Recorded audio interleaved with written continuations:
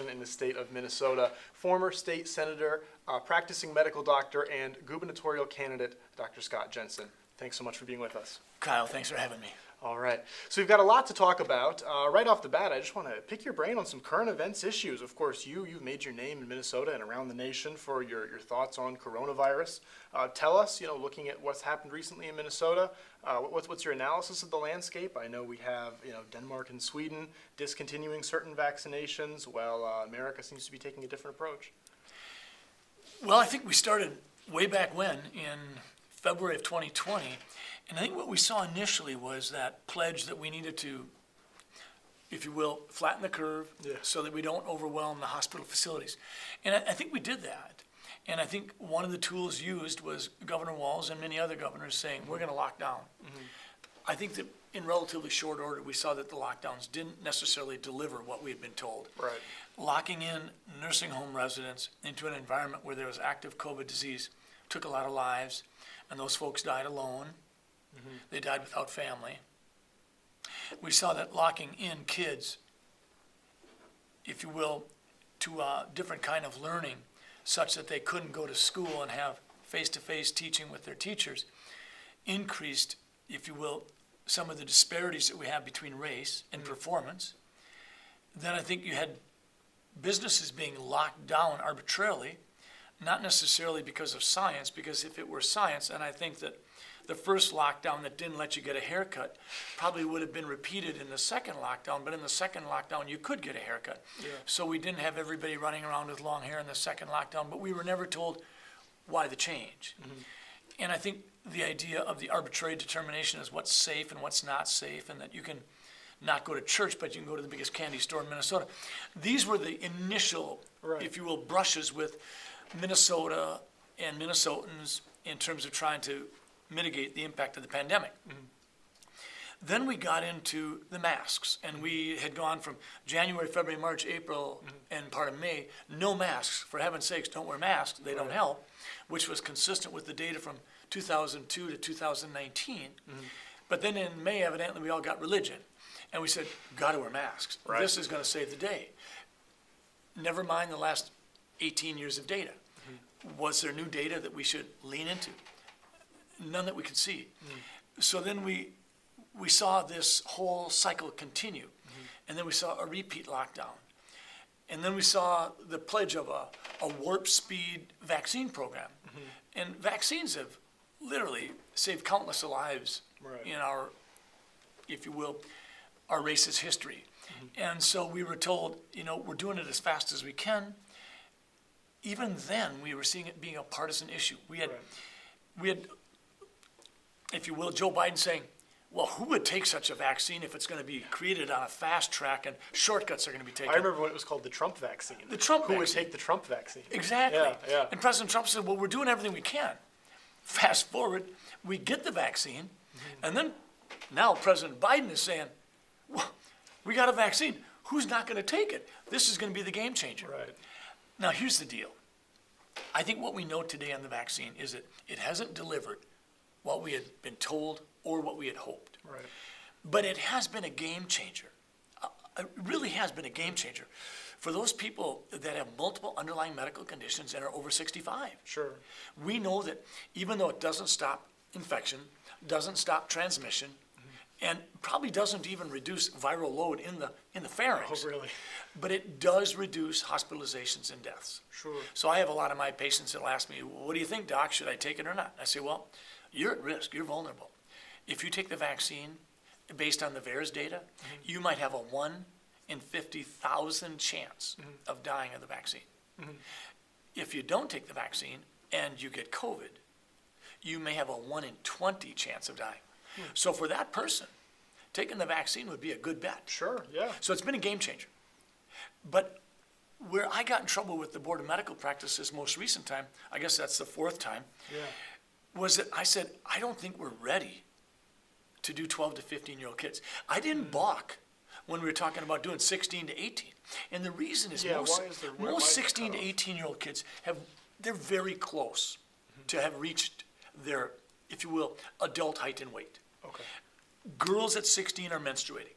Right. Boys have filled up. They've got muscles. Right.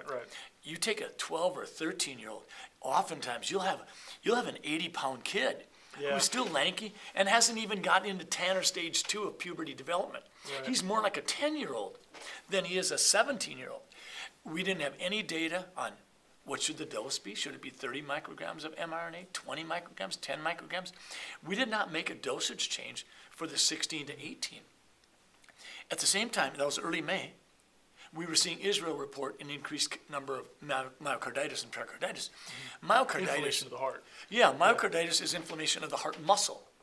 Pericarditis is inflammation of the sac around the heart. But both can be lethal. And with myocarditis, typically the symptoms might be shortness of breath, chest pain, palpitations, profound fatigue. Sure. With pericarditis, frequently it's chest pain on deep breathing and shortness of breath. But regardless, I said, could we press pause? Yeah. So now let's fast forward to today. Right. Today, Finland came out on top of yesterday's Sweden and Denmark coming out saying, we're going to press pause on the Moderna vaccine. I think Sweden yesterday said, we're going to press pause until December 1st because it appears that that second shot really does ramp up the risk of myocarditis in kids and people under the age of 30. Are they looking at the same data that our regulators are looking at? I mean, why are they willing to pull the lever and America's not, Minnesota's not? I think that's not just a good question, Kyle. It's the question. It's an important question. Well, in 1976, when we had, I think, 53 deaths and 400 cases of Guillain-Barré with the swine flu vaccine program, the program was suspended on that alone and never restarted. Well, now the VAERS data, which we have basically a lot of data, the VAERS program has been run by the CDC in place for almost 30 years. The VAERS data says that we have some 15,000 deaths time-wise associated with the administration of the vaccine, and we have hundreds of thousands of significant adverse reactions. What's your response to people who discredit the veracity of VAERS data? I'm confused. I say, why? When did the VAERS data become less than credible? Because in the early 2000s, when we identified that rotavirus vaccines were killing kids and we pulled it off the market, it was the VAERS data that helped us. In the late 1990s, when we said, gee whiz, the Lyme vaccine is not working, the VAERS data helped inform that conclusion, so we pulled it off the market. In 2018, when 80,000 people died of influenza in this country, we were watching the VAERS data. But somehow in 2020, it became absolutely disparaged. Right. And nobody's explained that to me. And even the CDC has come out and said, probably 20% of the deaths reported on the VAERS program were deaths associated with the COVID vaccine administration within 48 hours. So they were saying that if you have 15,000 deaths reported, 20% of that would be 3,000. So 3,000 deaths. That's still relatively high It's for a a vaccine huge rollout. number. Yeah, It's a huge number. I mean, in 1976, all it took was 53 deaths. Right. We have 3,000. Now, I grant you, you cannot establish a causation relationship. Sure. But most physicians will not administer a vaccine if the patient in front of them looks like they're going to be dead in 48 hours. We just don't do that. Right. There's I mean, not if much you've point got to someone it. on death's doorstep or on a deathbed, you're not going to be coming up and saying, gee, that thing you got on your face looks like a precancer. Maybe we should freeze that. And by the way, your tetanus is behind, so let's give you up to date there. Right. We don't do that. So I think it has to be compelling. So let's fast forward back to today. Today we have Finland saying, we're going to press pause. Yesterday we had Sweden saying, we have 81,000 people under 30 that have received their first vaccine, and they're not going to be offered a second vaccine until we get a chance to, if you will, re-examine this. Right. I think Denmark said, we're going to do a pause on 18 and under. I don't think it matters. I think we need to be balanced in our view here. We have to say, this vaccine can be a game changer for that high-risk, fragile, vulnerable individual over 65 or 70 with multiple underlying conditions. Sure. That data hasn't changed. But when you're talking about under 30, and you're talking about a population that has a 99.997% chance of recovering if they get COVID, Right. I don't think it's unreasonable to say, let's be careful. Yeah. I mean, one thing that we've not had the hard discussion on, Kyle, is, and it's an awkward discussion because nobody likes to say that there's a difference between an 85-year-old person dying and a 25-year-old person. Sure. But let me be the person who says it. Well, you've been the person that says a lot of controversial things up to this point, so we welcome it. Thank you. If we have a 25-year-old just on the cusp of their career, and over the next 40 to 50 years, they could be the person that gets the next Nobel Prize for some scientific advancement. Sure. If we lose them at 25 because of suicide or some form of collateral damage associated with the COVID-19 pandemic policies, I would submit that that is a significant difference from the 85-year-old person. And you know who else would submit that with me? It would be my 85-year-old patients, Kyle. They have come to me, and almost in tears, I have had patients say, gee, Doc, I hope that you folks down at the Senate, when I was still in the Senate, Right. I hope you're not doing these things to squeeze one more year of life out of my body. I have had a good life. I have had a full life. I have great-grandchildren. I want my grandchildren, my great-grandchildren to have the full life I had. Please don't do that. So what policy recommendations would that realization translate into? I think it means laser-focused protection for those who are vulnerable. I don't think lockdowns deliver. I think we need to do things like get better masks available, like N95 masks, for 30 to 60 minutes of wearing for those people so they can walk into a grocery store and really know that they have a mask that works. If you look at cotton and surgical masks. Is there a high transmission risk for those vulnerable people in like a big box store environment? Probably not. Okay. But for some of those folks, if we could experience even a 15% filtration efficiency ratio, Sure. it would make a difference. So if they're vaccinated. Because I guess they're- these are hyper vulnerable people. They have to take precautions beyond what you might recommend for ordinary people. Exactly. Okay. What we could say is we could open our grocery stores and say from 8 to 10 in the morning, Yeah. if you're going to be here, we want you wearing a mask. Okay. Because we're going to do everything we can to open up our store from 8 to 10 for the really vulnerable people. We're going to deliver the groceries. We're going to do whatever we can. But if they want to be here shopping, we want to make it as safe as possible. Just laser focus it. Sure. We can do those things. We really can. This idea of denigrating people's viewpoints and saying that they don't care about grandma is doing nothing for our nation or our world. From a medical and policy perspective, what's the timeline we're looking at here? Because something like having a protected grocery shopping time, it's a good idea, but it takes a lot of effort. It changes, people's routine. It changes the lifestyle. We saw recently that a major labor union here in Minnesota said that they do not support vaccine mandates, but they would instead support, COVID testing for employees who don't get vaccinated. That's a similar thing. Is how long are you going to do that? If you were to become governor, and also from a medical perspective, how long would you recommend that we continue all the COVID testing and the masking and the special precautions? When does it end?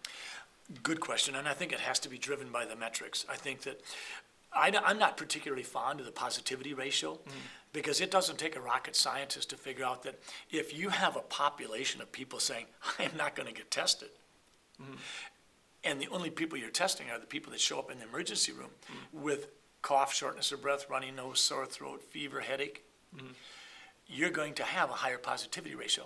If you have a locality that is going to have their school district policies determined by the positivity ratio, and you wanted to skew it, what you'd want to do is get the entire population of well people to run down, get a test, which would be negative. That will drive your positivity ratio down, and you could say, see, we can have school without having masks. I think a lot of our public health officials and bureaucrats don't realize how smart the everyday American is. They are engaged, they're educating themselves, and they're energized. And so I think we have to think about those things. But that's what I would do. I would laser focus the protection after the vulnerable people. And I would say, well, if the vaccine doesn't do what we wanted it to do, and it isn't doing for you what you had hoped it would do, take it easy a little bit on telling me that I'm a bad person if I don't want to take the same unsuccessful vaccine that you took and are disappointed in. Right. Especially if I've had COVID, I have the antibodies still, I perhaps have a 15 to 20 times better level of immunity than you do, and the fact of the matter is I've been donating my plasma for those people who are struggling to recover from COVID-19 disease. Somewhere in that mix, we have got to press pause and say, can we just be fellow humans and figure this out? Right, and what you just said there is basically forbidden knowledge at this point. If you talk about natural immunity, if you talk about natural antibodies, you get banned on Facebook, you get investigated by the medical board. I mean, that is really censored, controversial stuff that there's just no public conversation about. Yeah. And I think, if you will, I don't mean to throw arrows at any group in particular, but I think patients have every right to wonder what happened to the medical profession. We're fractured, we're divided. I think a lot of times people look at doctors as being leaders in those hard conversations. Do we put an 85-year-old person on Lipitor? Do we use off-label Flomax to help a 40-year-old woman pass a kidney stone so that she might be spared a surgical procedure, even though Flomax is only indicated for shrinking the prostate of men who are having difficulty peeing? We have lost the ability in my profession to have those hard conversations, and we're calling each other names. We're acting like sixth graders on a playground. Yeah, yeah. When you look at the medical profession, you look at your peers, you look at the board, this kind of thing, do you think these people enjoy the power? Do they like the media attention? I mean, you were in politics long before this, but what do you make of some of these people that are just now jumping into the ring? Well, let's be specific. I'm going to say, do I think unelected bureaucrats and public health officials might be sort of drawn to the microphone? Is that a fair question? That's a fair question. Okay. There's an article about a week or two ago, and it was titled, Munchausen's by Proxy.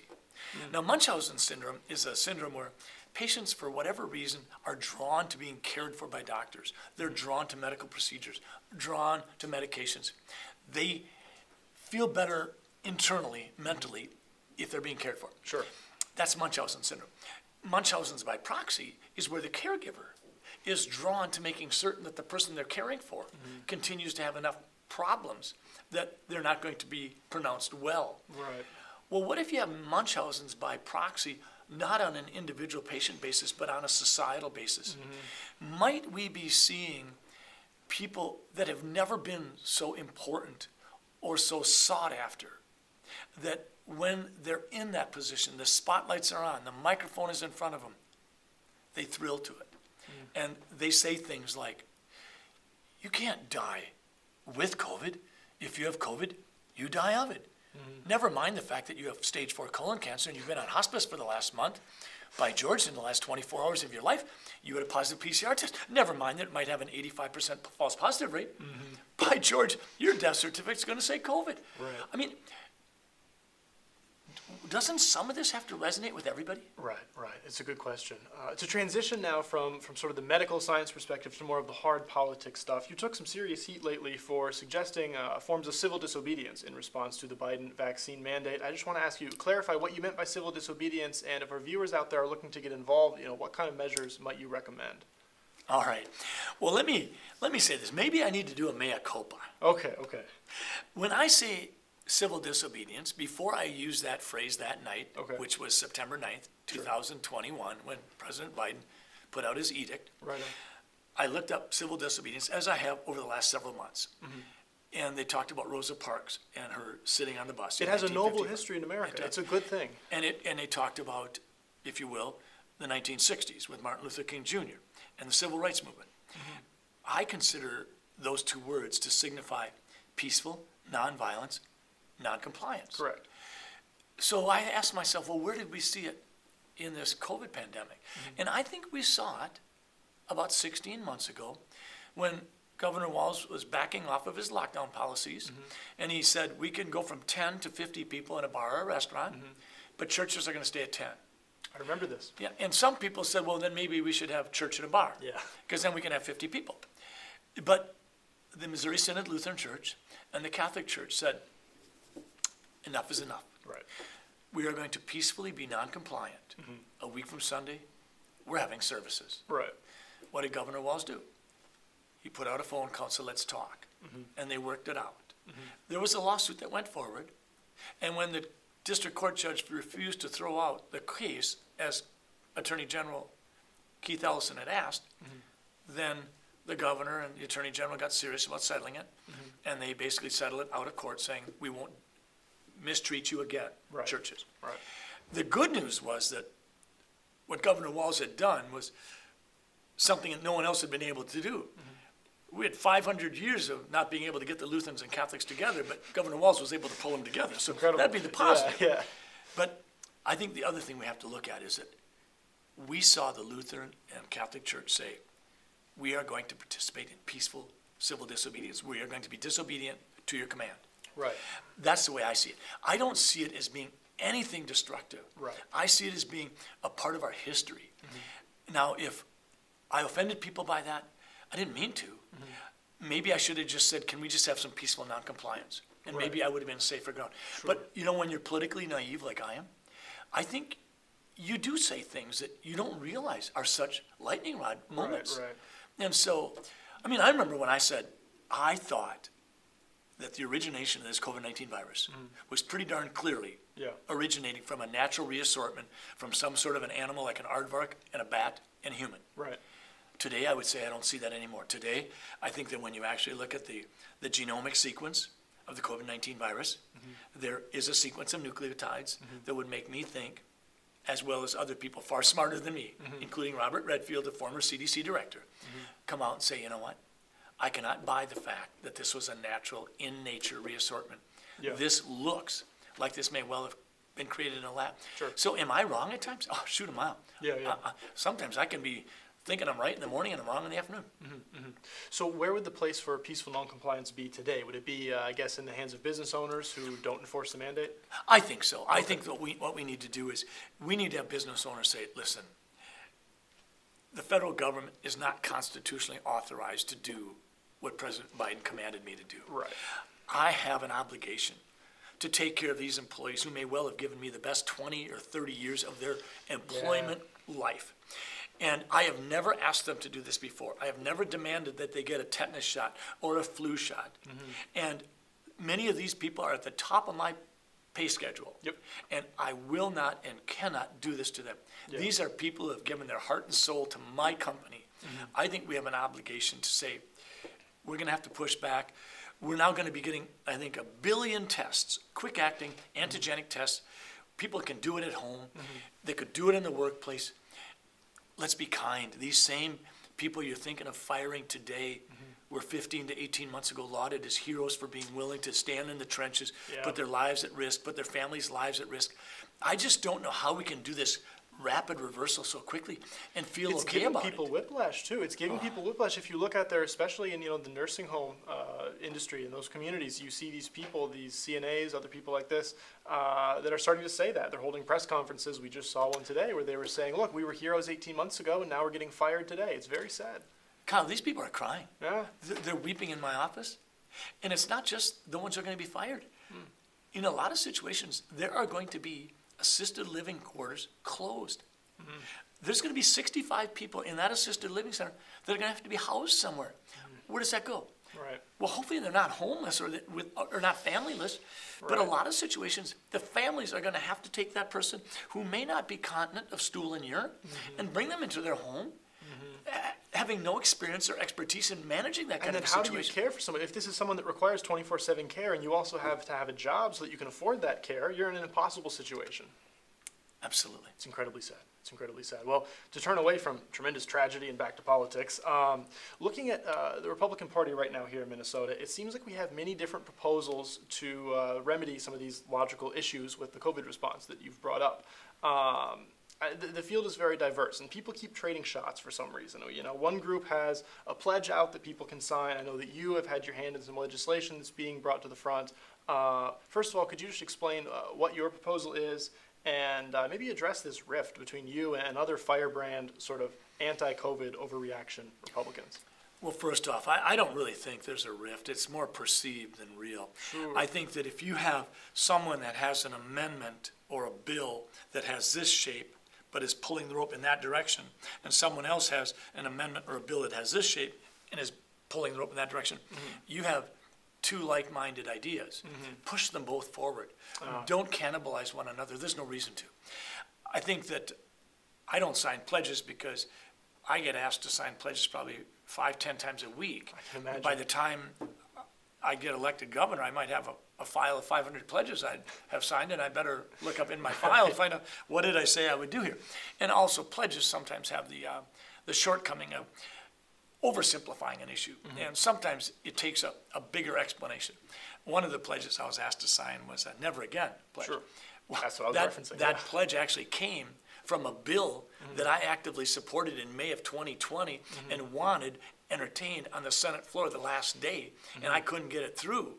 So when people ask me to sign a pledge supporting my own bill, I say, well, nuts to you. Yeah. But getting back to this other issue of right now, my bill that I wrote, which is a relatively simple 1.5-page bill that is easily converted into an amendment, which matters because that means that on the Senate floor, if you can flip a bill into an amendment in less than 10, 15 minutes, then you can potentially get it tacked onto something like a $250 million distribution of dollars. Right. My health freedom sanctuary bill says 4 things. No mask mandate for kids in school. No emergency lockdowns again. No vaccine mandates. No vaccine passports. Now, I know that Representative Eric Mortensen has a bill that has some similarities, but I think his is a little bit more focused because he has some other bills that have maybe covered some things that my 4-bullet point bill is doing. But I think they're both worthy ideas and should be pushed forward. So to me, if someone says, well, what about this rift? I say, it's not real. They're both good ideas. They actually support the same concept. Push them forward, have the discussion. For me, I'm not in the legislature, and when I asked colleagues in both the Senate and the House, would you help get this prepared? They said, sure, we like the idea as well. Would you help us write it? And I said, absolutely, because I had a clear idea of what 4 points I wanted to have in there. Now, did our bill, which could be an amendment, go into great detail? It did not. Right. And I think oftentimes that's a better amendment because you can put it onto a bill and you can have a discussion on the Senate floor and you can have another amendment fill up this bullet or another amendment subtract from this bullet. And I think the reality of it is that's oftentimes what you have to do is you have to appeal to your legislators' appetite for how much Senate or House floor discussion are we going to have. Yeah, that's a very good point. Turning now to the governor's race. We've got a slate of candidates, I think 5 or 6 of them, all running to become the next, hopefully, Republican governor of Minnesota.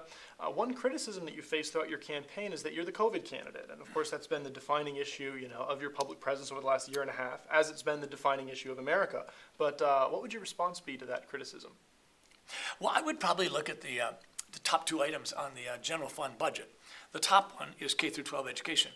And I served on the school board for 10 years. I was on a special needs school district board as well.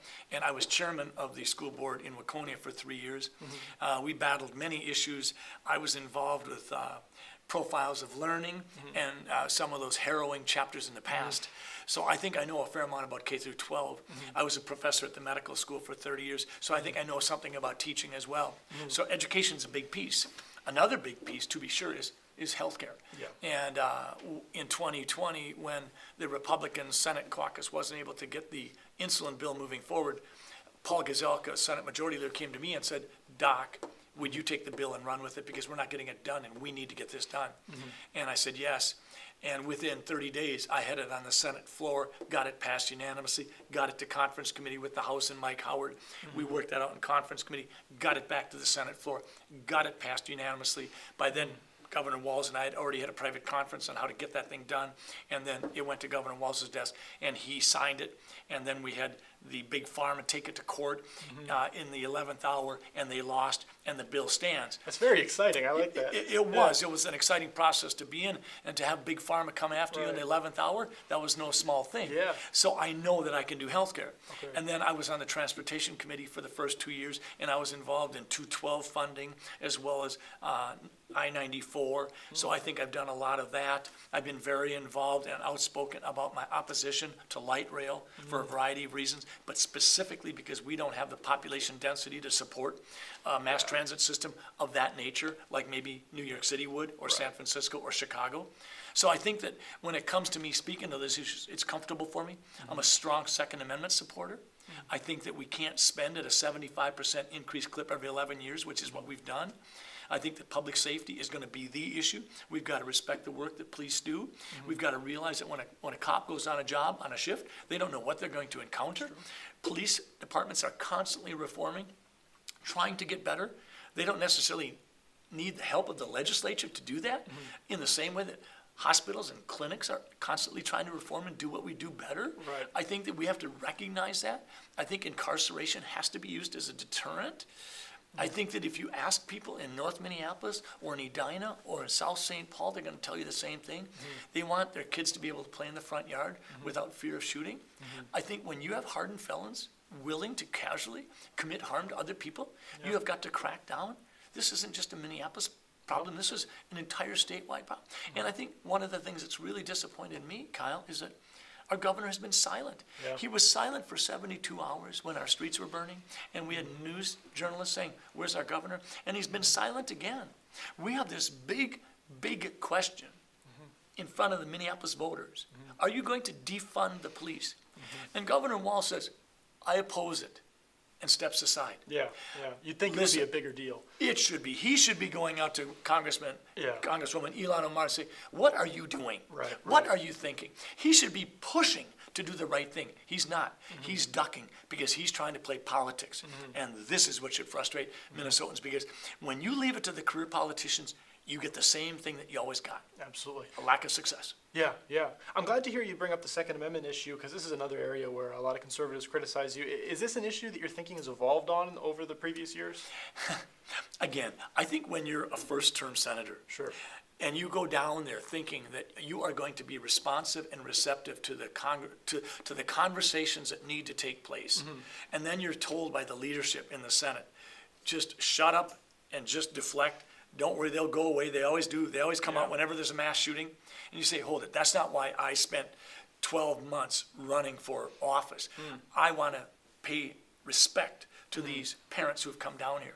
And so you're willing to engage in a conversation. You're willing to put your name on a proposal for a month to see if something could happen. And it doesn't, so you remove your name. And then I went ahead and wrote a bill, Stand Your Ground, and I couldn't even get a hearing on a Stand Your Ground bill from the Republican. So, could I have been a little more savvy? Oh, for sure. But the fact of the matter is, I wanted to have a conversation about whether or not our background check system was working. Were we getting the information that we needed to get from mental health hospitals? And was it being intersected with the next program and stuff like that? And so I had those conversations. And I had those conversations about insurance companies providing some sort of option for every one of the 87 counties. When I was in the legislature, I was willing to talk about any issue. And maybe that wasn't always the most politically smart thing to do. Sure. But I think it was the thing that an everyday person does. And I think that's why George Washington and our founding fathers said, we need to have a citizen legislature. We need to have people go down, have a conversation, not necessarily be so focused on their next election, but focus on what the people want to talk about and have those conversations. Of course. So when it comes to, if it comes to you versus Walz, that's going to be a very heated campaign. I'd like to see it. But I feel like social media censorship is going to play into this in a massive way. I know that when you say something in front of the cameras, I hope we're still live and we haven't been banned, but it tends to get cracked down on. Walz is not going to face that. Is that something you'd be concerned about? Well, I've tried to be a little more cautious, so there are certain words that I try not to say. Horse-based. I don't want that to happen. Right. I think the best thing would be for Governor Walz and I to have literally once a month a debate, whether it be on the St. Cloud or the Duluth or the Minneapolis or the Rochester campuses. Well, I don't know. I think he might be willing to. Governor Walz is an articulate, affable person, and he's quick on his feet. Yeah, he manages himself very well. I don't see any reason why he would be concerned about debating a Norwegian from Sleepy Eye, Minnesota. Of course. Well, hopefully we can see that. We've got a couple questions from our viewers that we want to address here as an aside. We've got people asking about marijuana. What's your marijuana policy? Well, I think if we're going to be candid about it, and we recognize that in America, we represent about 4% of the world's population, but we incarcerate about 20% of the world's incarcerated. We have to ask ourselves why. Is it because we have lots more homicides? I think a lot of social scientists and law enforcement people would tell you that it's because the war on drugs has failed. bottom line is we are probably incarcerating a lot of low-level crimes where you had people perhaps found guilty of a trivial amount of marijuana with them or whatever. I know that there has been clear data that shows that if a black person is found with a trivial amount of marijuana in their pocket, not selling, or a Caucasian is, the likelihood of the full force of the law coming down on one of those persons is much higher coming down on the black person. We are not enforcing our laws fairly. We can do better. I think that we have absolute reason to talk about decriminalizing trivial amounts, expunging records. I don't want a 25-year-old person who's trying to get a job with Cargill or Target or Best Buy to necessarily have that on their record. We should have those conversations. We have a good, strong medical marijuana program, and I think we need to continue that. We need to make certain it doesn't get politicized. I think the cannabidiols has helped a lot. I have a lot of patients that have benefited from there. In terms of the, if you will, the hot button issue, recreational marijuana. Right. I see no reason why we would have 201 legislators make that decision, because if you remember what happens at the end of every damn session, it comes down to 4 or 5 people making the decision. The other 196 legislators are waiting back in their offices, sneaking a beer, playing some cards, trying to take a nap, and then they wait till the call comes and says, come on over and vote the way we tell you. I think that Minnesota should have the conversation, and Minnesota should decide. Sure, absolutely. People are, of course, asking about your transgender policy, asked about trans women playing male high school sports. I think I've heard you speak on this before, but it's a viewer question, so we want to address it. It's a DNA answer. Yeah. If you've got 46 chromosomes and you've got an X and a Y, you're a boy. Pretty simple. If you're an X and X, you're a girl. Yeah. That's where you compete. Of course, of course. And then another one that I've definitely heard you speak about before, the issue of abortion. I'm absolutely pro-life, and I understand that people don't agree with me necessarily, and they say, well, how can you go out there with these health freedom rallies where they say my body, my choice, but then when it comes to abortion, it's not my body, my choice. Right. And I would say it's simply this, that my view, and I think the people who agree with me, the pro-life people, our view simply is that that fertilized egg implanted into a uterus is a life. And they also are entitled to my body, my choice. So I understand there's a difference of opinion, but I believe that is a life, and it is entitled to every protection that the Constitution provides any of us. Fair enough, fair enough. Another viewer question asked, what do you think the realistic chance of overturning the Biden vaccine mandate is going to be? In other words, how likely do you think it is that this is just going to become sort of the law of the land in America? Well, I think President Biden, now let me be clear, I'm not a lawyer. Right, of course. But I think President Biden overstepped. I think he overreached and telling private industry what they had to do and exempting Congress, exempting the Congress's staff, exempting the postal workers, exempting the judiciary branch, and saying, but we're going to tell Target and Best Buy and Cargill what they have to do. I think he overstepped, so I'm optimistic that the courts will throw that out, and that I believe that we are already seeing, if you will, a hinge point with what's happening with the Delta variant of the COVID-19. And I think we are on our way to seeing this virus becoming endemic versus pandemic. Right. And that's what's happened with the 4 or 5 other coronaviruses, and it happens to a lot of viruses. So I think the combination of people who've had the disease and recovered, the people who've been vaccinated, and remember that just because you may not have an antibody, that doesn't mean that you don't have CD4 and CD8 cellular immunity that we're simply not testing for. But I think when you look at that herd immunity, we are indeed moving towards this virus at some point in time becoming endemic, and we will be able to get back to normal. It's going to be a challenge because so many things have changed. We're going to have to redo our research. We're going to have to look at how do we study masks? How do we really determine whether or not they do impede? Do they protect? What is the filtration efficiency ratio? What should we do in terms of future vaccines? Is going after the spike protein the only way we should be approaching this? Did we use PCR testing too liberally and with too much confidence? There'll be lots of questions and lots of things to learn from. Of course, of course.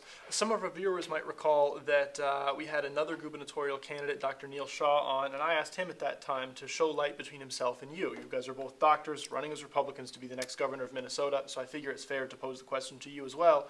Where is the light between you and Dr. Shaw? My medical license has been investigated 4 times, each time the allegations have been dismissed.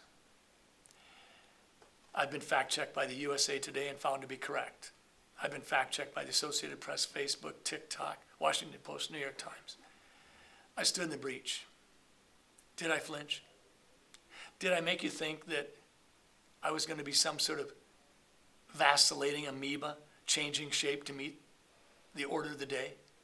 I don't think so. Neil Shaw's a good man. He and I take care of some mutual patients together. I think I've stood in the breach. I've been clear. I've been willing to trailblaze on issues. I have no problem speaking to an issue candidly, even if it means that I might not be as politically sophisticated as maybe I should be. Mm-hmm. So I think that if people want a common man, an outsider, someone who's willing to say, you know what, I'm going to go to the mat. We are going to forget about deflecting and forget about protecting our seat. We're going to solve problems. Then I think I'm your person. Absolutely. It's a strong message. It's a strong message, and I'm tempted to leave it at that, but I do want to give you the opportunity. If there's anything else that you've sort of been musing on, anything else you want to leave our viewers with, what would that be? Well, I'd say this.